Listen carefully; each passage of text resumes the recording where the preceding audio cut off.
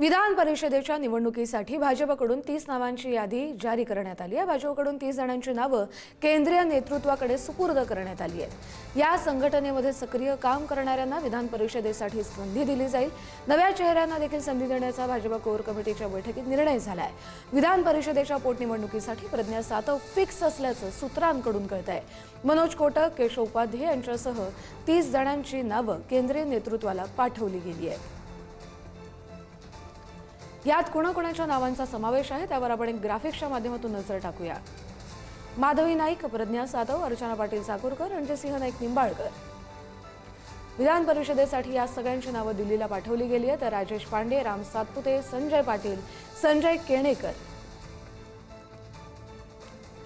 दादाराव केचे, संजय भेंडे, संदीप जोशी आणि दयाशंकर तिवारी या सगळ्यांची नावे भाजपने आपल्या केंद्रीय नेतृत्वाकडे पाठवली आणि यातील आता काही नावे आता विधान परिषदेसाठी निवडली जातील।